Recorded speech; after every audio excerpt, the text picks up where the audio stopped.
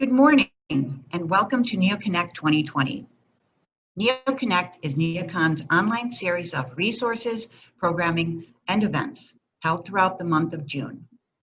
I'm Monica DiBartolo, NeoCon's Director of Programming, and I want to thank you for joining us. Today's session is approved for 1 CEU credit for interior designers and 1 LU HSW for architects. It is also being recorded so you can access it on demand. Please refer to your screen for details. So let's begin. Today's session is titled, Ready to Reoccupy, Assessing Workplaces for Ourselves and Our Clients. As we look forward, we may wonder what return to work will look like. Today, we'll look at AIA Chicago's exploration into a post-COVID-19 workplace. Our speakers will introduce AIA's Reoccupancy Assessment Tool. These experts will present their workplace research and discuss how they develop re-entry strategies for clients. And our presenters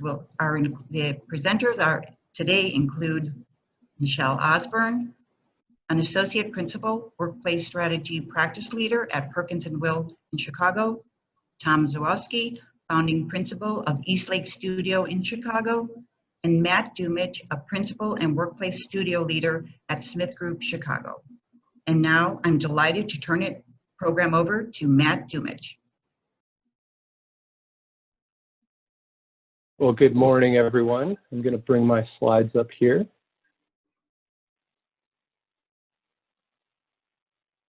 This requires a lot of coordination, so bear with me, please.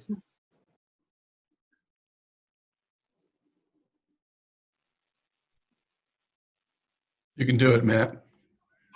Thank you. Love the encouragement.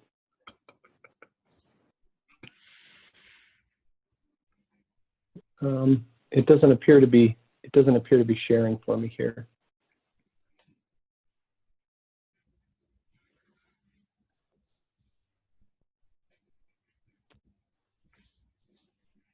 I'm attempting to share my screen, but it does not appear to be working for me.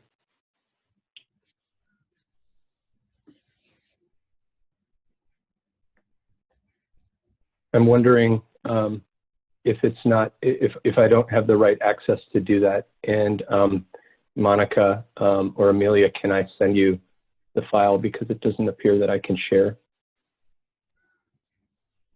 Oh, I'm sorry. I'm finding it here.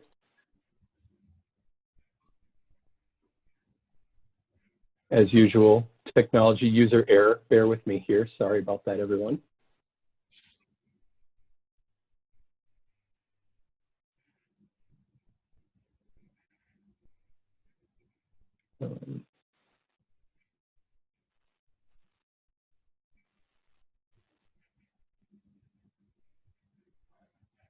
Okay.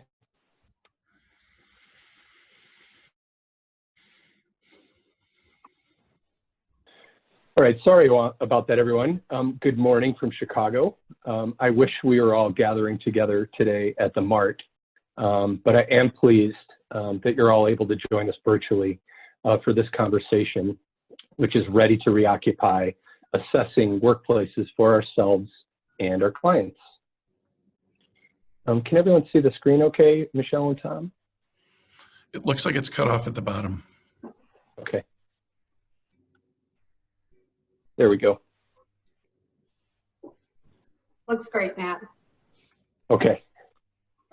Today's program is brought to you by a longtime NeoCon and NeoConnect partner, AIA Chicago. AIA Chicago is a member-led professional organization representing nearly 4,000 members in the epicenter of architecture, Chicago, of course. I'd like to give a special shout out to Susan Brain in the AIA Chicago Interior Architecture Knowledge Community for organizing today's program. My name is Matt Dumich, and as Monica said, I'm a principal and workplace studio leader at Smith Group, but I'm also a past president of the AIA Chicago Board of Directors. I'm honored to moderate this conversation today. All right. So a brief overview of the discussion. You've started to meet workplace design and strategy experts Michelle Osburn and Tom Zarowski. We're looking forward to what I hope is a lively discussion about the future of work.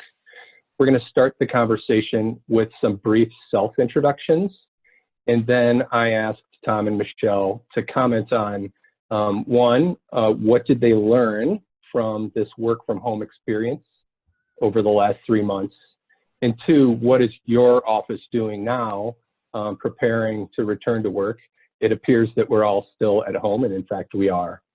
Then we'll have a conversation on the short-term and long-term considerations for workplace design, and we really want to allow time for audience questions. So I'd encourage you to post any questions that you have in the question answer box on your screen, and we'll do our best to answer as many questions as we can.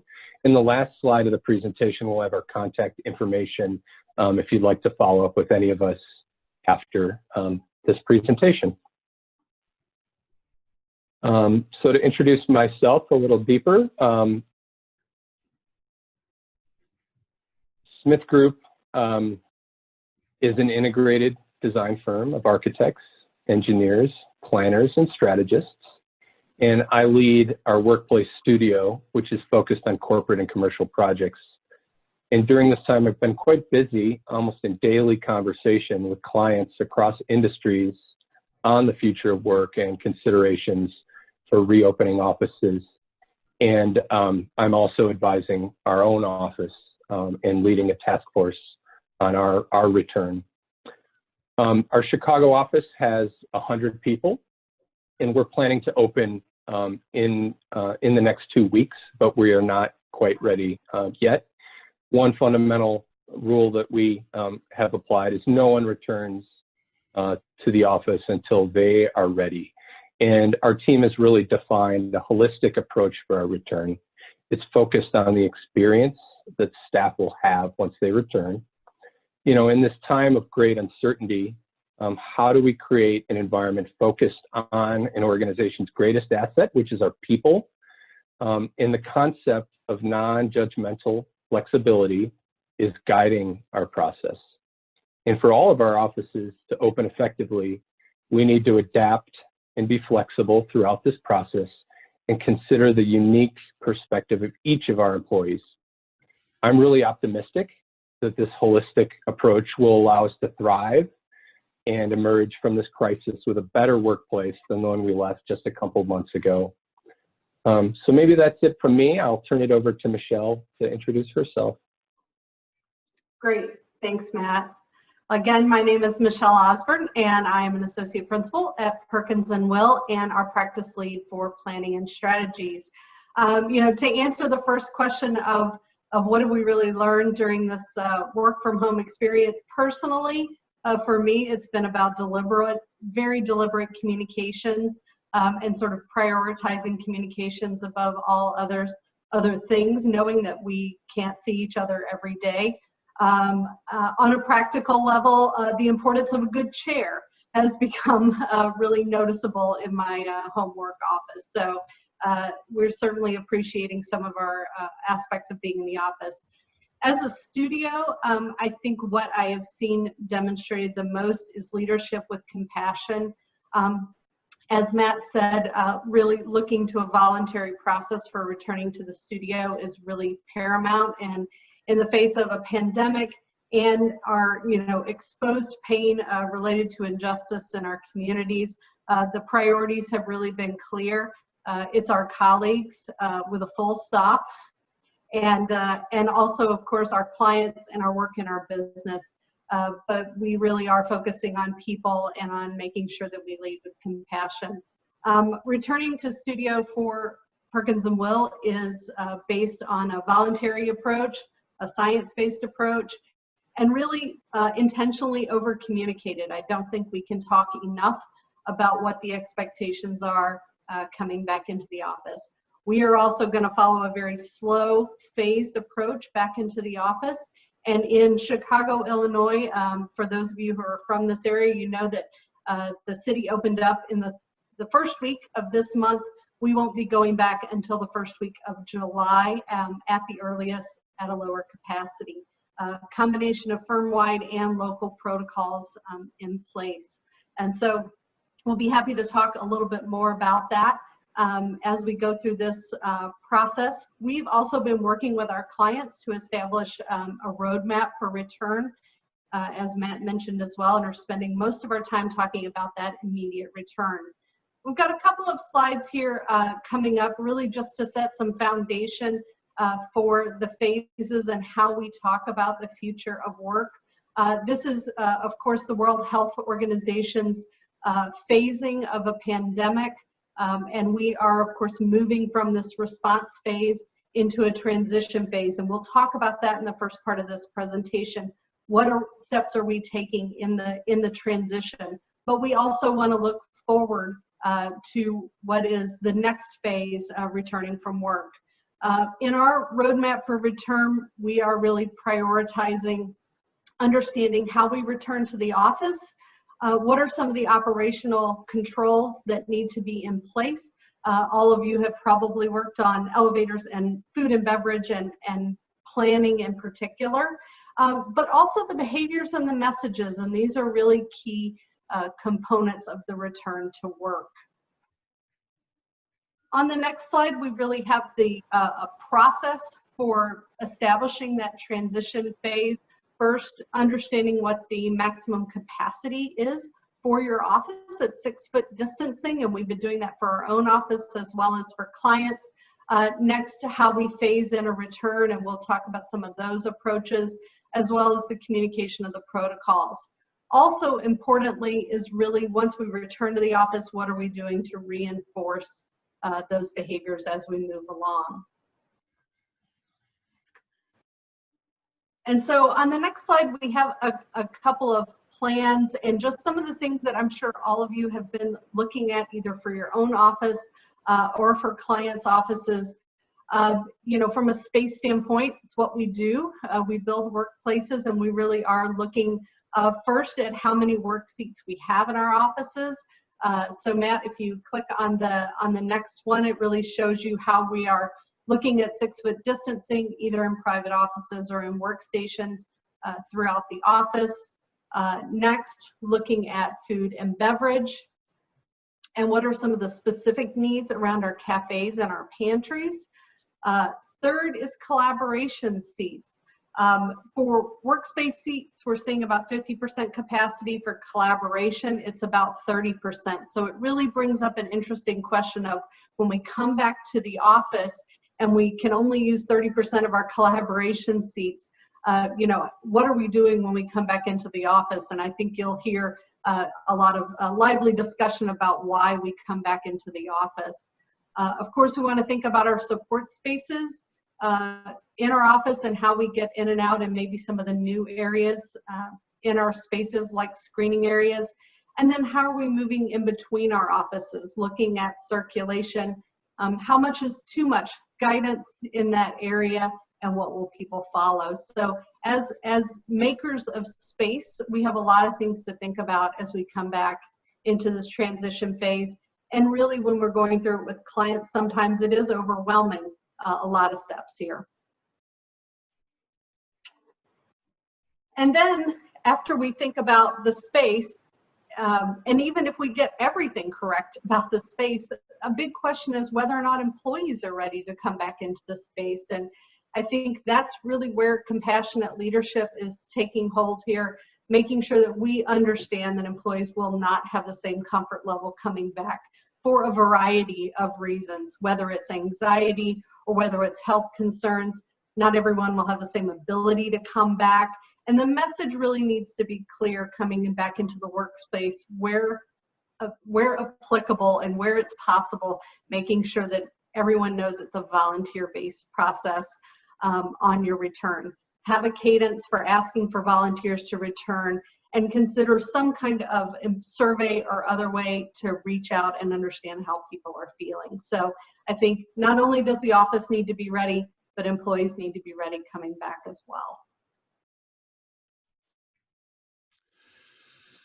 Thanks, Michelle. That was great. Eastlake Studio is a Chicago-based interiors firm focused on workplace design. We are about 30 people right now, and you know, just like a lot of people, we were hit pretty hard by the shelter-in-place mandate, and we found ourselves learning from, you know, ourselves and our clients. Matt, if you want to go to the next slide. You know, we, as a firm, we've always been focused on doing great work, getting recognized, making money, and having fun. Those four things have always been pretty important to us.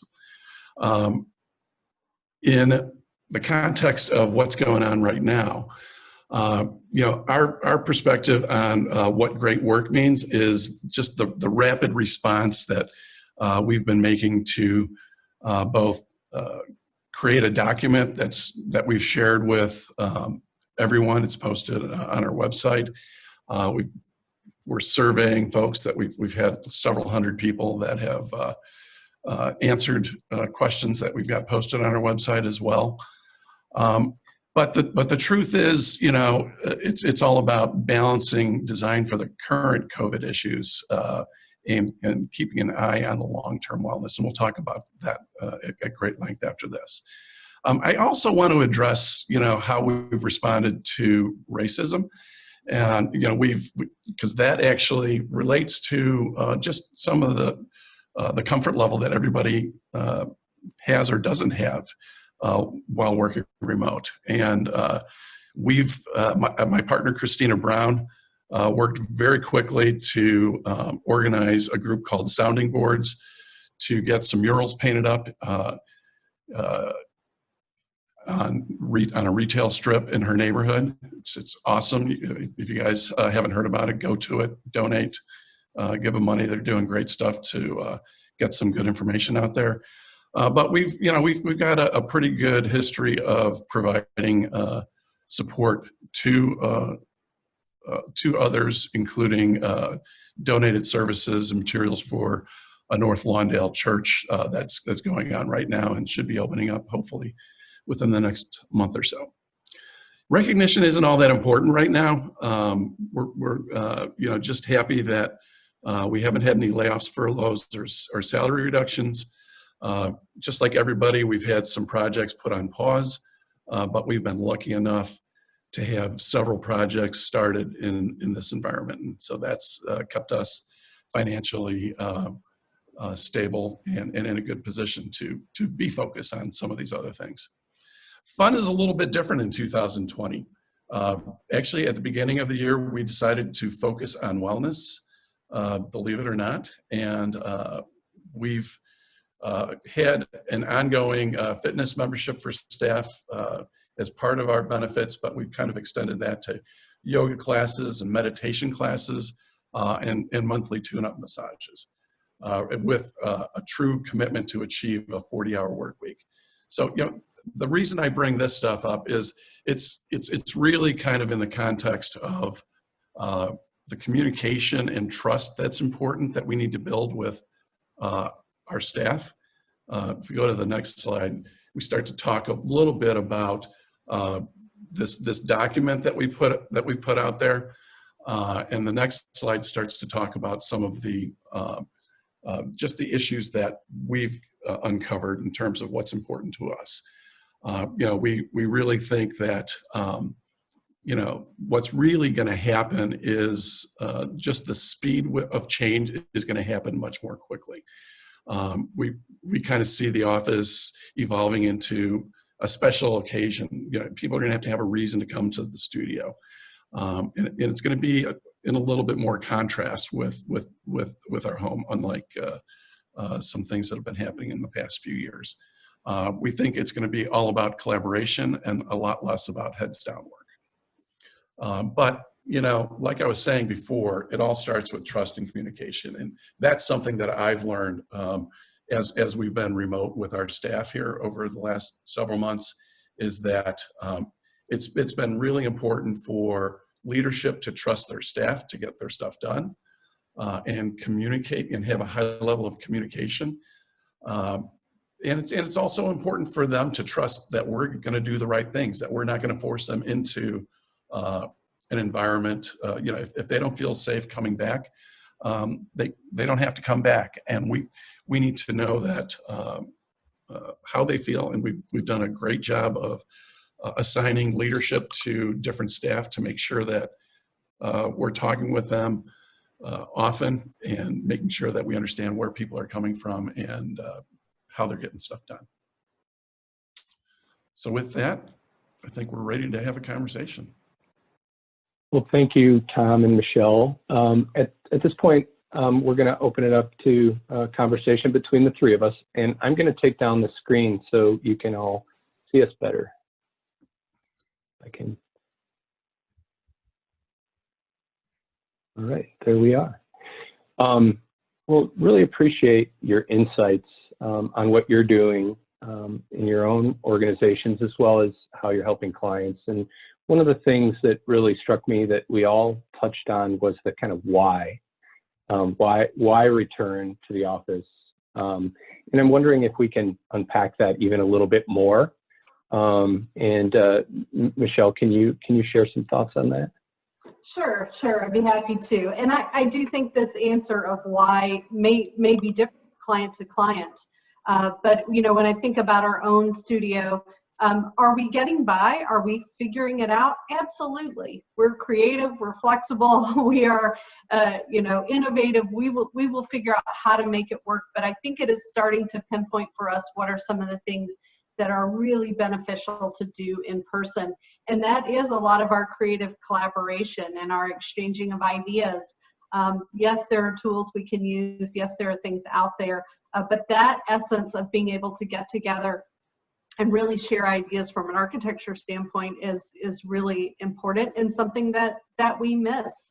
I think we also understand more clearly what the role of social interaction is in our workplace, and until it's gone, you know, maybe we didn't appreciate it as much. But I think as we look at what things we do are working well at home and what things maybe work better in the office, you start to see some separation there between focused work and collaborative work, where we may be able to support that better in our offices going forward.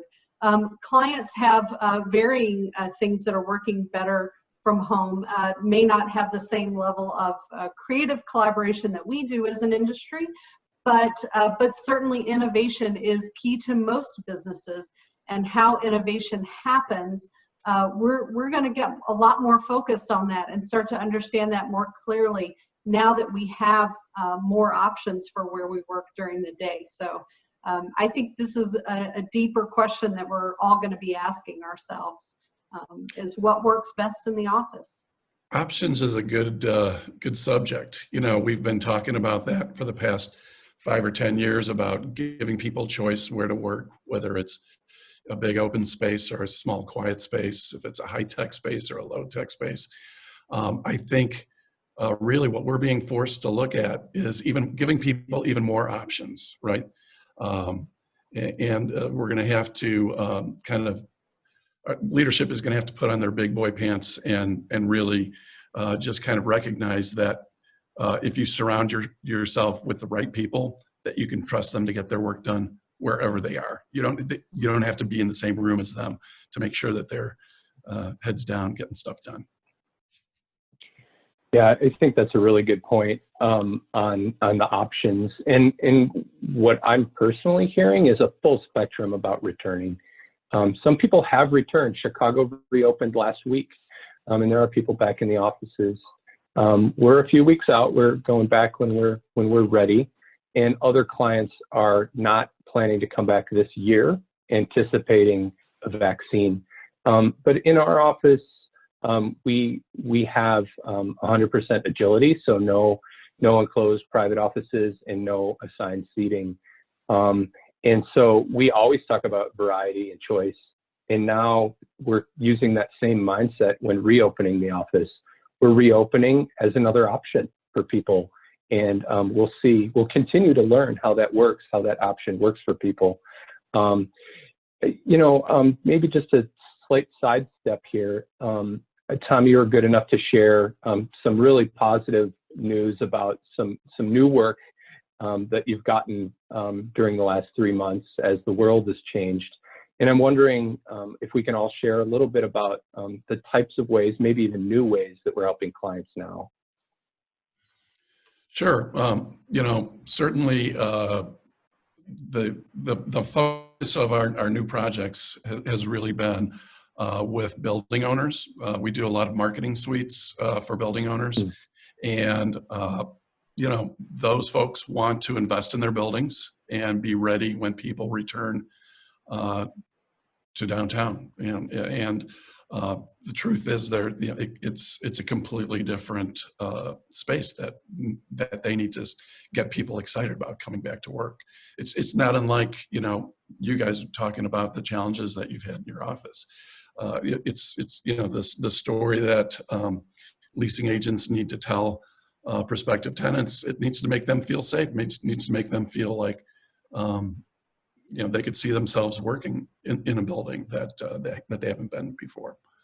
And again, it gets back to building trust and communicating what you're doing to achieve those things. Yeah, I think another aspect, a lot of our work is with corporate clients and corporate clients with a larger real estate portfolio. So maybe spaces across, different regions and even different countries.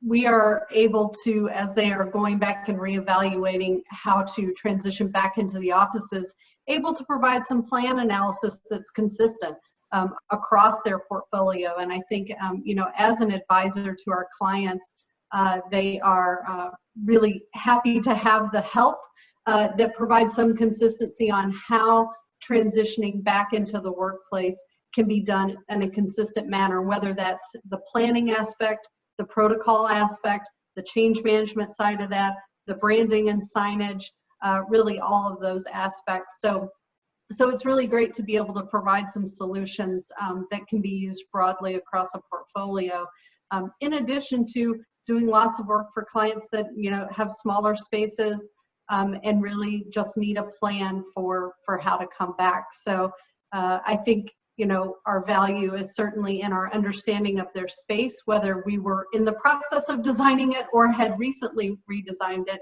How can we help them make the adjustments and help think forward? I know we're very embroiled in what we're doing right now and returning to work, but there's certainly a bigger picture out there as well. Michelle, I understand the need to kind of layer, a consistent approach to these types of challenges. Certainly, it's a huge challenge, across a region, different regions, across different countries. But everybody's in kind of a different boat, and it kind of underscores that whole point. Kind of like we were saying, we've got different people that have different comfort levels with their return to work, and certainly that's got to be different from region to region. Even within the United States as well as across the globe.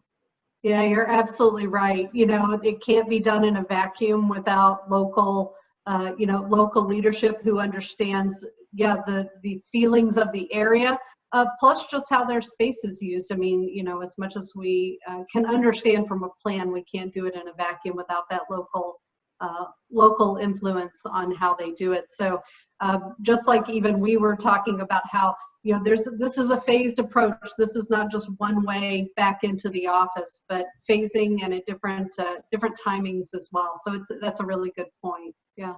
Yeah, I think the thing that we were talking about when we were chatting about this earlier was the need for flexibility, right? Flexibility has been another one of those things that's been really important, but even more so now, people, are trying to figure out what they need to invest in. And, we're pushing them towards furniture type solutions, to kind of build things and really kind of put a stake in the ground to kind of make a statement. This is a very short-term concern, and to kind of create flexible solutions, we think is an important part of it. Mm-hmm. Yeah, I would agree. Those are, you know, we need to think in the long term and really be science-based and data-based in how we do this as well, right?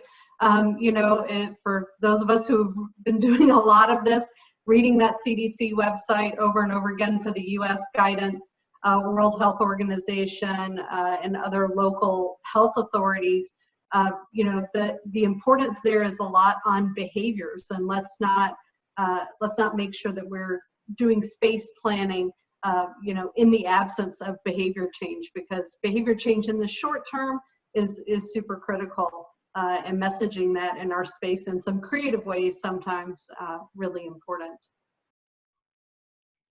So I'm following along on the Q&A window over here on my other screen, and there's quite a lot of questions coming in. I do want to make one point that you know, this is obviously a very complex issue, and hopefully we can try to sort this conversation out between short-term and long-term. Short-term, I would classify, maybe there's short, medium, and long-term, but short-term is about immediate return to work, and there seem to be quite a lot of questions coming in about that. And then I think longer-term is more about the future of work, perhaps beyond beyond a vaccine, perhaps. I don't even know what normal is anymore, but people talk about a new normal or a next normal. But there are a bunch of questions I'm seeing about, you know, immediate return. One question, and I think it's in response to something that I mentioned about free address seating. When we return, we will have assigned seating and cleaning protocols for people. There's a lot of questions about density and the percentages of people in the office. Would one of you like to comment on the requirements, at least for Illinois or for Chicago? I know there's a pretty broad geographic representation on this call, but let's talk about Illinois for a second. What I understand for Illinois and for the city of Chicago, if you're talking about our returning in what is phase 3 in the city of Chicago, the density requirement for tenants in a building is 25%. So 25% of your capacity, total capacity in the building. And it doesn't mean you have to bring 25% of the people back, but really it's more of a maximum. And, you know, for those of you who've been talking with your buildings as well, the buildings are counting on that. The buildings are, when it comes to how do we get people into the building, up the elevators, and into your space, they're really counting on everyone sticking to that 25% capacity to make sure we work it out, how we're going to get from our homes through public transportation into the buildings. For those who are in an urban area, it's really critical. So that's certainly what we're advising in that respect. Yeah, and I think the way that different folks are dealing with that is, you know, either days on, days off. We're looking at it as a studio as 1 week on, 2 weeks off. But, you know, we're kind of anticipating. So at the most, 1/3 of the office has the option of coming into the studio, but the truth is it'll probably be a lot less than that.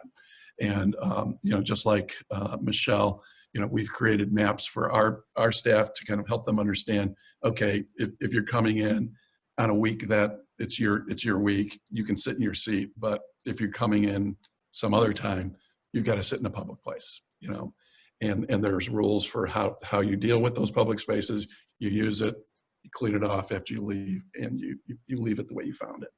So, you know, the challenge becomes trying to have guidelines and not, you know, hard and fast rules, just because we're humans and nobody likes being told exactly how they need to kind of move through their day.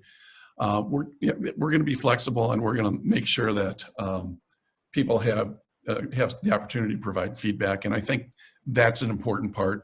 Even on a large corporation, I think it's important for leadership to kind of recognize that their staff needs to drive kind of where they go, because if they're not comfortable, they're not going to get any work done, and they're not going to make any money for their boss. So simple as that.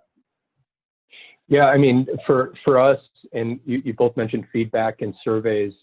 We're about to launch our third survey, really to understand where people are at. And the data that we got on our second survey was we're not going to come anywhere near that 25% threshold. But it's been a few weeks since that last survey, and we understand it's a very fluid situation, so we want to get people's current feedback right before we open. You know, the one thing that I find interesting, we all talked about the human factors or the people part, and you know, culture is so absolutely important now more than ever in times of crisis, if you will.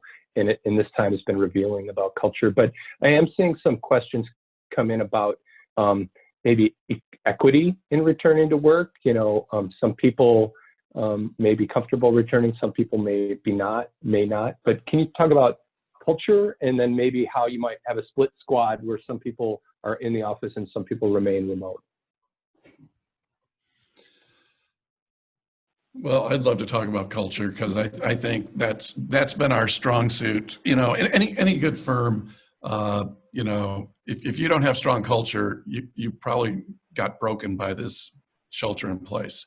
And I think so, and that gets back to my whole message about trust and communication. You know, I can't underscore that, the importance of that. But you know, we have a very social culture within East Lake Studio. So the challenge becomes, how do you maintain that in a remote situation? And you know, we communicate with using Slack, and there's Slack channels for everything from project teams to leadership to jokes that people have heard. They're trying to help us get through this whole mess. And we received we did some research and identified that with 30 people, we were exchanging over 1,100 Slack messages a day.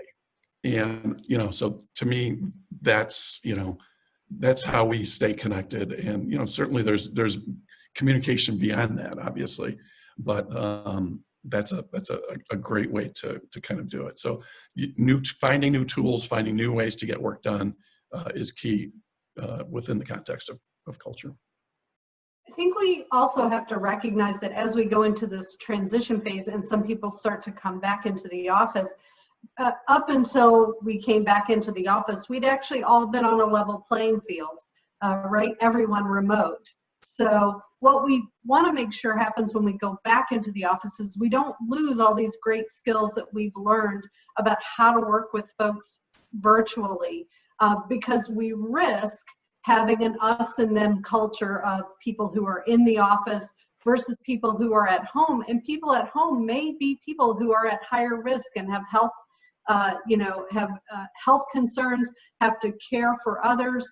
And you really don't want to create that separation. So, you know, being really, diligent and using all these great new skills that we've all learned, the importance of video, the importance of connecting, and making sure that all your meetings continue to be virtual as we go forward, to make sure that no one is left out of that loop. Keep using all of our tools for chatting and using Slack and all those kinds of things to make sure everyone is in the loop. Because I think even as you've heard some of the larger employers like a Facebook, like a Twitter, and Slack, who have all put out statements to say, hey, we're not going to come back until the end of the year, because we can see that. We see that as a problem of having distributed teams. And I would suggest we just need to be good at it.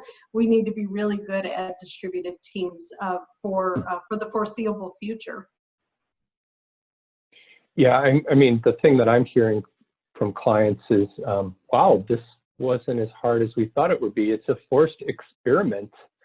And so we learned a lot, and we will continue to learn a lot from this experiment. Maybe we can now look towards the future and see what we learned and what your thoughts are about how this will impact the future office. Let's talk post-vaccine. Thoughts? Yeah, I really see, well, certainly the densities are going to go down, right? I mean, that's the obvious one. But, you know, like we were saying earlier in the presentation, that it's really, the office is going to be about collaboration. It's you know, if you can work heads down from home, I mean, if you can do that, do it from home. And if that's how you're most efficient and successful. But and I really do see the office as kind of having a lot more options, and just maybe just some more special options that we don't have today. You know, enhanced video conferencing, enhanced, you know, just different enhancements that we don't have, or that people don't typically have. It's just going to be, you know, because you're going to want to encourage people to come into the office, and the challenge is going to be, you know, to give them a good reason to come. There's going to have to be special things there to attract them. Yeah, and I think we're also, as we look forward, we're seeing an acceleration in trends that were already there, right? Like still working remote. You know, companies have been working remote for a really long time. And now we're seeing new companies that didn't work remote before, you know, be able to accelerate that process and understand that that is yet an additional choice. Health and well-being in the workplace. This is not new. Well-building and fit well.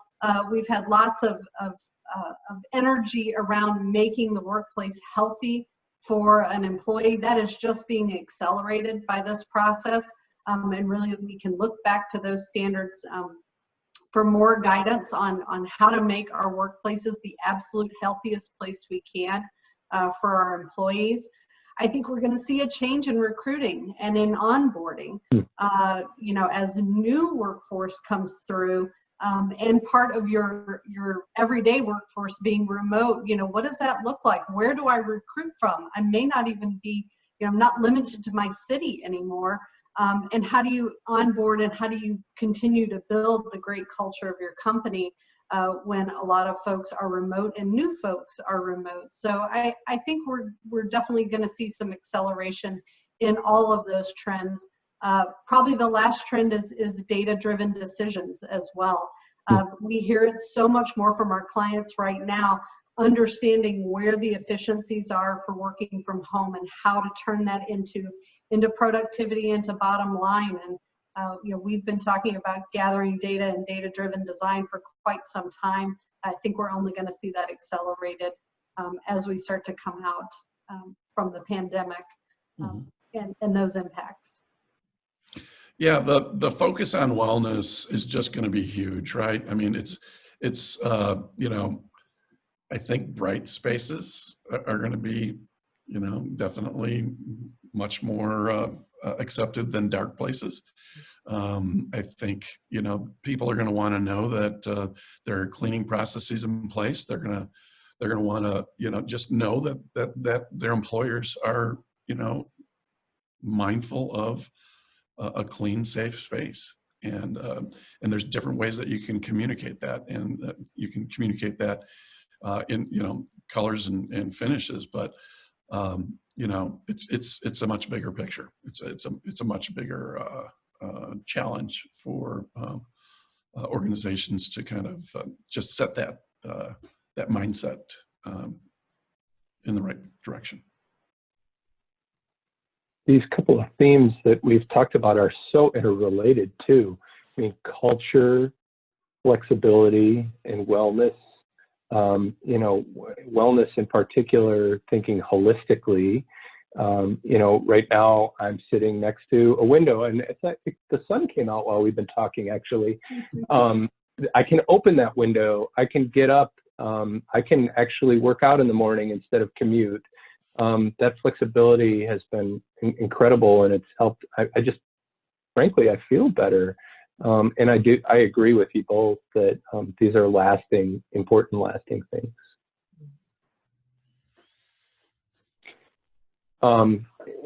Any other, you know, Michelle, Tom talked about wellness a bit. Well, you did as well. Any further thoughts about wellness?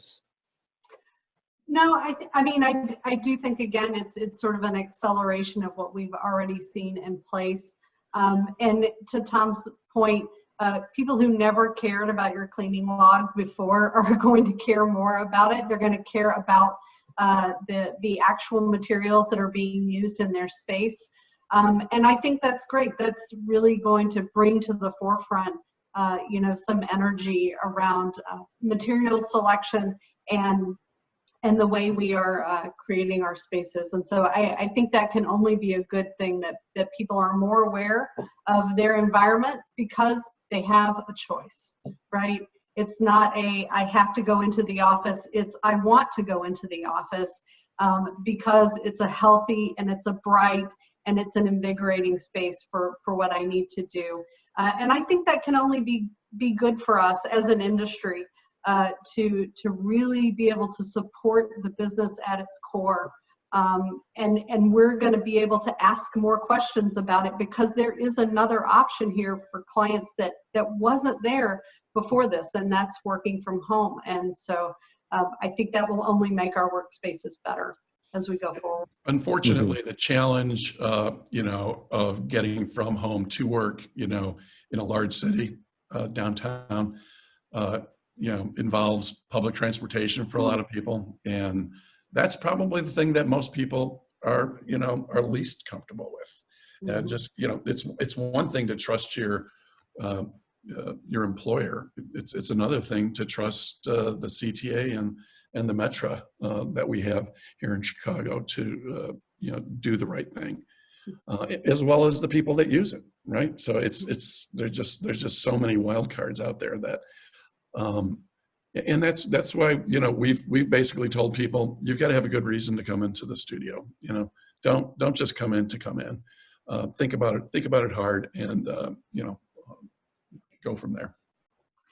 And I think, you know, as you were talking about earlier, that's one of the biggest, if not the biggest, local issue that changes from space to space is the difference between clients who are going back to an office that is an urban area that's more highly dependent on public transportation versus those that are driving to facilities. And I think that is something that, as I talked about earlier, over communicating and just making sure that folks know that if you're not comfortable with it, you know, then factor that into your decision to coming back into the office. It's a big component. And you're right, I don't think we can overstate that enough, that getting to the office for some is the biggest challenge. So this has been a great conversation, and I know that we could all keep going for, you know, what, an hour or two, maybe 3. But we have 64 questions coming in on the register, and some of them are really specific. So I do want to create some time to make sure we're satisfying our audience. And one comment, and I need to go back and find it among these now 65 questions, was responding to a comment that Tom made about the capacity of offices on a long-term basis. You suggested that the density would be limiting, and maybe I'll paraphrase what I had read earlier, which was, do you think that is in fact a long-term impact? Yeah, I mean, I think, you know, in general, you know, tech firms have been trying to kind of just, you know, the 5-foot bench. I mean, you know, I mean, there's call centers that are more dense than that, but, you know, in a tech world, a 5-foot bench for everybody was not an uncommon solution. And, you know, that's just not a safe place for us to be right now. You know, that with that 6-foot bubble that's been promoted by the authorities, it's an important thing to consider. And I think that, you know, it's easily going to go up by 25 to 50%, you know, and, you know, but maybe what'll happen, you know, the thing that I think it's just like, you know, this is what's been happening all along, is that there's less space for individuals, and there's going to be more shared space. You know, that trend just has been going and going. And I think there's just going to be even more shared space that people are going to need and want.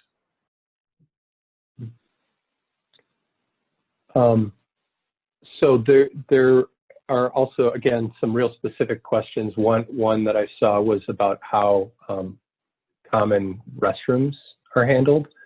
Anyone have thoughts about that? Yeah, I'd be happy to talk about that. I will say it is one of the most menacing areas of the building to analyze as we've been looking at 6-foot distancing. At the end of the day, you can't be 6 foot apart in most restrooms. What we have been doing when we're analyzing is actually looking at positions within the restroom and coming up with a maximum occupancy for the restroom, but also fully recognizing that you don't know how many people are in the restroom when you get there. We've seen some creative solutions like having, cards that people can put in so you know how many people are there. But I do say this starts to come back to, as we're transitioning back into the office, we can only put in reasonable measures and making sure that we are being as diligent as we can about that. So maybe a maximum capacity for your restroom. Maybe also, I think it's been pretty clear the science behind automatic hand dryers and discontinuing those during this phase because of how much they move the droplets around. That's a pretty clear-cut answer. Also, some people may have been doing this all along during flu season, but to put towels and things for you to hold the doors with on your way in, on your way in and out. Those are all, some really good basic protocols. We also don't want to discourage anyone from washing their hands. It's one of the most important things you can do during this time frame. So we really don't want to discourage people going into the restroom. So it's a tricky issue, and it's not entirely clear, and may have some design changes going forward. More full height panel, and maybe some larger spaces in those restrooms. It's certainly a good consideration. The one thing that we haven't talked about much is masks and kind of the way that those impact your ability to move about the office. The thing that we've decided is that, because, it's just hard to imagine people wearing masks all day long, right? Can you do that and just get work done? I don't think so. And so where we've gotten to as a studio, at least, is to say, okay, assess the situation. If you're in a space and somebody else is wearing a mask, well, maybe it might be a good idea for you to wear a mask too, because it's, this whole thing, it's about the comfort of others, right? And being sensitive. It's, that whole, just being emotionally sensitive to others. But where we're at is we're saying, okay, if you're at your desk and we've got distancing established in the seating chart, you don't have to wear a mask. But if you're going to get up and move about the studio, you probably should put a mask on, because you don't know who you're going to bump into. And I would say the same thing for the public spaces in general. That's the masks end up helping you negotiate those bubbles and the discomfort with where the challenges exist. Mm-hmm. Yeah, and I definitely, I definitely hear some similar comments from clients as well of saying when you're in your stationary position at your desk or in your private office, you don't have to wear a mask. But as you start to move around the space, that's where you're going to become within 6 feet of someone as you're walking around. There are certainly a lot of local guidelines around that as well. City of Chicago, Illinois, and others. Another thing that we've done is we have the benefit of having an office in Shanghai that has really was great as we started to go into the pandemic. They were starting to understand what it's like to come out of it, and a lot of lessons learned from those offices about wearing masks and about cleaning protocols and about messaging even within their own offices. And I feel like there's still a lot to learn about what's happening in other parts of the world where they may be a little further along than us. So even things that we couldn't have imagined doing, I think, that has evolved very quickly, within our own office. So as you reach out, think about some of your other, locations as well that might provide some guidance. It's definitely an individual decision, firm by firm, person by person. Yeah, for us in regards to masks, our building, 35 East Wacker Jewelers Building, is insisting masks in all common areas. We have one floor. We're insisting that people wear masks when they're in the office, no matter where they are, including those that are sitting in workstations that are, physically distanced from each other. And we believe that that's just the right thing to do for each other, really. One thing I would also add, and I appreciate, Michelle, the point about washing your hands and challenges of the bathrooms. Obviously, we have literally a pallet of hand sanitizer that got delivered to our office a few weeks ago.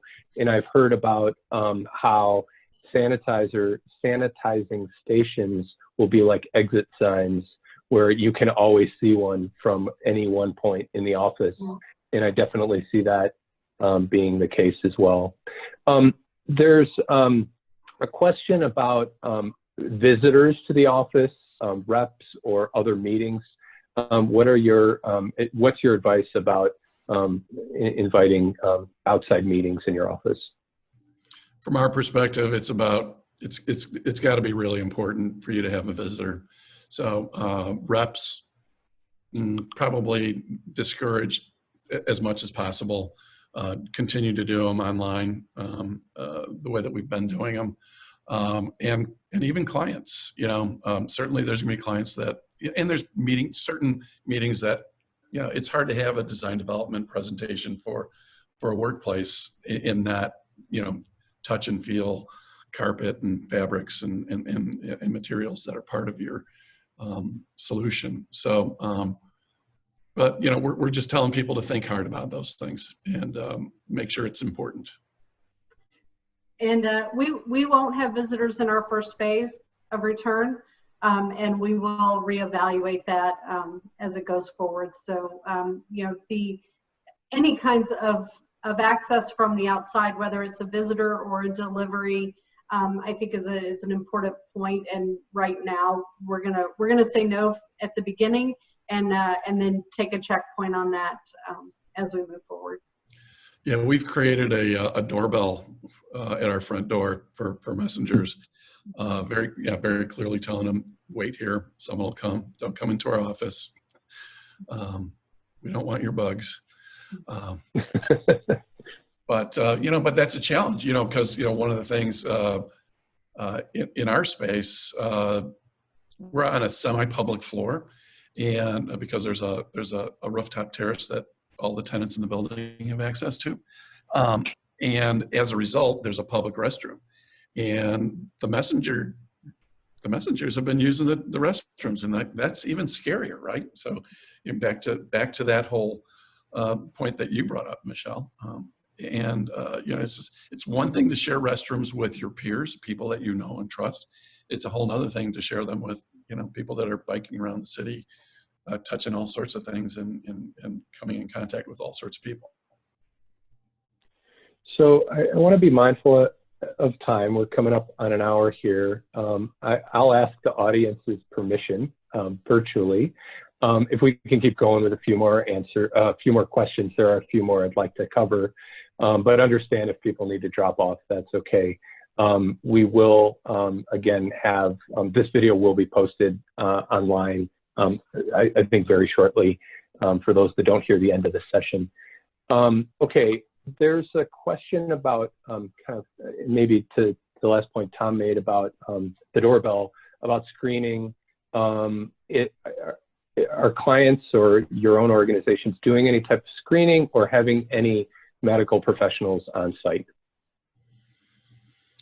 We're not doing anything with screening. We're basically telling people that is telling our staff that we've given them a checklist of, the points distributed by the CDC, and basically told them to evaluate themselves every day and make sure that if they're going to come in, that they feel good about those issues. It's hard to do that in the context of other visitors, but I think it's going to be business by business, just how dependent you are on interacting with visitors. We have some clients that are doing screening and are setting up screening areas and creating a single entry point into their space so that they can do that. In our own offices, we're doing self-screening with some clear guidelines on how to do that, and are expecting visitors to answer some screening questions when they come in, when we have visitors eventually back into our space. So, and certainly following the CDC guidance in the U.S. for what those questions are and how to do that. What's Smith Group doing? And it is tricky, especially related to taking temperatures and having a third party involved. The CDC does a great job of telling you what that area should look like if you're going to have it in your space. It's not as straightforward as leaving some thermometers out, though. So be sure to read that and know what the details are, how to keep everyone safe in that screening process. In our approach is similar. We are not doing excess screening, but it's the hope that the physical distancing and the masks will really limit airborne transmission, and the cleaning will cut down on surface transmission. I think I'll allow maybe two more questions that I saw that we should cover. One is about mechanical systems. Does anyone have thoughts about advice on HVAC systems? So we've gotten some feedback from engineers who, basically the aerosol argument is that's really not how the bug is spread. It's droplets, right? And there's not a whole lot of filters that will do anything about those droplets. Certainly, we've come across different folks with different bits of advice, but you could spend a lot of money on filters and the like to kind of get to a safe place. I'm just not convinced that it's providing the safety that may be touted by the salespeople. Yeah, I think similarly, we have been leaning definitely on BOMA and on ASHRAE and on their guidance on this topic, to make sure that people are doing what they can for their space. I would say from a inside of your workspace, we are certainly putting some emphasis on enclosed rooms and making sure we really understand what the capacity should be for enclosed rooms and limiting your time inside of those enclosed rooms. So even if you have a meeting space where 3 or 4 people can get together, limiting those meetings to an hour, leaving the doors open, and doing the things that you can to continue to ventilate. We've all heard that being outside is great, and for folks that have an outdoor space within their workspace, this is a great time to continue to utilize those spaces and make them real workspaces that people can be in, because being in the open environment is certainly better than being in an enclosed room. So I think those are some general inside of the office guidelines you can lean on as well. Do you guys have any clients that are using ultraviolet light as a solution? Yeah, we do. Yeah, I don't right now. Talk about it, Matt. We're fortunate at Smith Group to have in-house engineering, not just workplace engineers, but also that work on healthcare projects. And so been getting advice. I'll circle back to your specific question, Tom, but the advice that we're getting is higher filtration. And these are guidelines actually that are in WELL, but it's to use MERV 13 filters. And so increased air filtration. One thing to note when you advise that, the higher level of filtration is a higher energy cost. So that's just something to keep in mind there. Increased fresh air to the extent possible. You know, a lot of us work in multi-tenant buildings and it's hard to control some of these things. But if you can increase fresh air, that certainly helps. As well as relative humidity. Not common to humidify air in an office building, but if you can increase humidity, that's been shown to help with airborne transmission. I feel like there was one more, but yeah, there is a process for using, basically zapping the air with UV rays, and it's typically done up at the ceiling level, kind of above, you know, the people areas, and it does purify the air. And I think it does have a visible, like a purpley light, but it is shown to clean the air. Obviously, that's an extreme solution and a fairly expensive solution, but we have seen it done. Maybe I'll take that point to transition to maybe my last question, which is about physical changes. A lot of people are asking in the questions about screens or other things. What are your thoughts about short-term or long-term physical changes in the workplace? Well, the thing that we haven't talked about, you know, we've talked about, you know, things that address people's, in just, you know, the physical, you know, protection from spread of germs. But, you know, I think screens and things like that probably have as much an emotional impact to kind of make people feel comfortable, like they're not working in a giant environment with, you know, germs floating around in the air. Just that emotional well-being component, I think, makes things like screens just pretty valuable, whether they're dividing large open spaces or they're you know, increased heights on the separation between workstations. It gets back to, you know, just feeling good about sitting at your desk or being in an office space. And I do think an important aspect of looking at the screens, though, is understanding that, you know, at least from, you know, the health authority guidance that we're seeing, there is not a panel height that should be used in lieu of being 6 foot apart. So, so right now there is not any guidance that says, hey, if it's 60 inches or if it's 72 inches, that means you can be closer than 6 feet apart. And I think that's the question we've been getting a lot from clients as well. If I have a 52-inch panel, then can we be closer than that? And we're saying take the conservative approach, stay 6 feet apart in your seats. And adding those panels, to your point, Tom, are an added bonus, but not in lieu of the 6 foot distancing. Yeah, I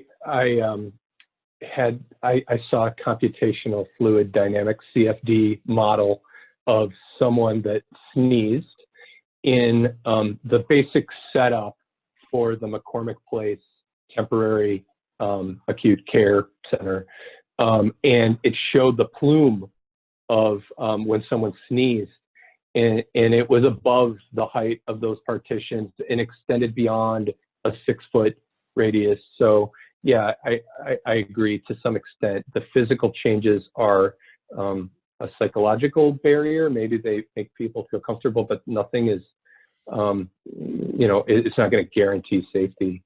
Another point on the psychology of things is we've talked about, you shouldn't go around your office and put big red X's on places where you can't sit. There's like a negative connotation with that. Remove the chairs or make things more comforting. It's going to be strange when we return, and we need to, you know, feel as comfortable as we can. Speaking of screens, pun intended, I'm going to put up my the final slide with our contact information, and then I'll ask Michelle and Tom if you have any final thoughts, kind of looking forward to the future. Well, I'll go first. You know, I think these are challenging times, but you know, I think the good news is that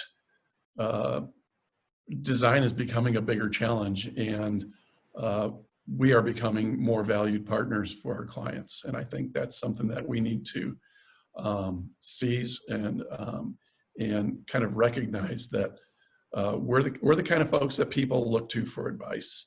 And with these challenges becoming more and more complex, hopefully we can benefit from that and just help our clients do the right thing, but also get paid for it too.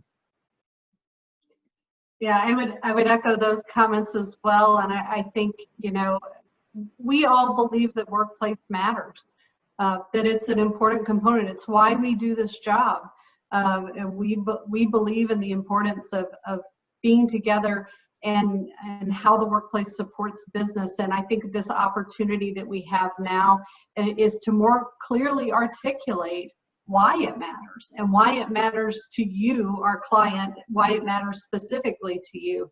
And, you know, continuing to be, you know, science-based during our transition phase and data-based as we move forward into our next phase is going to help us as designers and architects really make that case. And so I think we have a great opportunity to continue to help our clients understand how space supports the bottom line, the business objective, and the health and well-being of the people in the building, and that's exciting.